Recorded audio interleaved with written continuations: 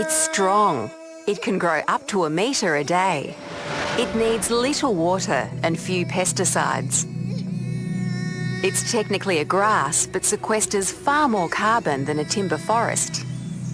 Bamboo is hailed as a green material source, but what happens when you take something strong, durable and hard like this and turn it into something soft that you can wear against your skin? Can you still call it green?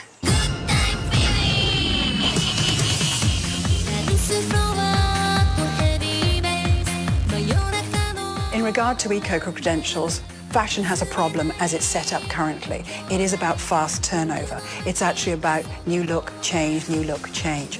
And eco-credentials are a small part of that. But the fashion industry is now catching on. Green is the new black. And bamboo fabric is part of this new vogue. People are looking strongly for different fibres, and quite a few have come forward. Bamboo has been one of the more recent ones, and people are looking at it in regard to its properties. So this particular fabric is bamboo fabric? That's right. Because it's this fineness, it probably means that it will be able to absorb water. Alternatively, it may be one of those fibres that you can actually breathe through. I can see from the feel why this would be so appealing, because it is really very soft against the skin. Well, the softness is definitely a selling point. I thought bamboo was a great fabric straight away because to the eye it looks amazing, it drapes perfectly and it's incredibly soft. All these qualities is what you want when you're trying to design a luxury brand. The eco-credentials of bamboo as a raw material are a strong selling point. But as Alex Trimmer found out, once it's turned into a fabric, these claims can be hard to sustain. People sort of go a bit quiet when you start asking questions about the production process of bamboo. They usually don't know too much, or they don't want to tell you too much. And that's where I instantly say no to something, is when they can't provide clear answers to it.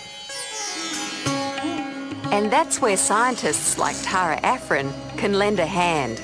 As a Bangladeshi, I have seen bamboo as a food in medicine, in construction, in architecture, and that makes me interested in bamboo from my childhood. A few years ago, I realized bamboo has started to enter into the textile sector with some attractive labels attached with it, such as green, natural antibacterial, UV blocking, instant moisture evaporation.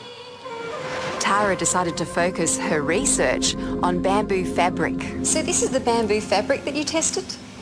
Yes, this is bamboo viscose that we have sourced from China. And this kind of fabric is available in Australian market.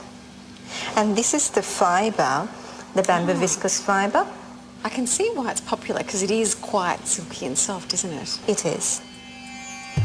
What Tara found out was that most of the bamboo fabric available in Australia is in fact viscose. Looking into the structure, I realized they are nothing but viscose, which is prepared in a non-eco-friendly manner. Viscose is produced by taking a cellulose source, most commonly wood chips, which is then dissolved in sodium hydroxide and carbon disulfide. This solution is pushed into threads through a device like a shower head. The fibres are drawn out through an acid bath that makes them go hard, producing a viscose fibre ready for spinning. In viscose production method, we are mainly concerned about carbon disulfide. It is highly toxic and really bad for workers' health. They are dissolving bamboo in those harmful chemicals. So it seems bamboo fabric isn't as green as we've been led to believe. But what of the claims of the material's unique properties?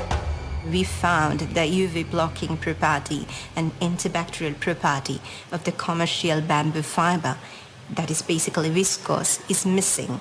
That means their claims, they're not true. The good news is Tara believes she's come up with an alternative method for processing bamboo fibre. We are using mechanical process with the aid of bioenzymes and less harmful chemicals with less water, less energy to get our bamboo fibers. I'm looking forward to get natural bamboo fabric, 100% eco-friendly, 100% green, with all the unique properties of bamboo present in it, into the market. Yeah, I think a consumer at the end of the day really wants to know what they're wearing, and so I think the more scientific research I have as a designer, it allows me to provide a product which I believe is in line with what a consumer wants. Fibre choices aside, the big environmental challenge facing fashion is the sheer amount of the stuff that we buy, consume and throw away each year. Maybe for the Eureka Awards this year, I'll recycle a bridesmaid dress. What do you think?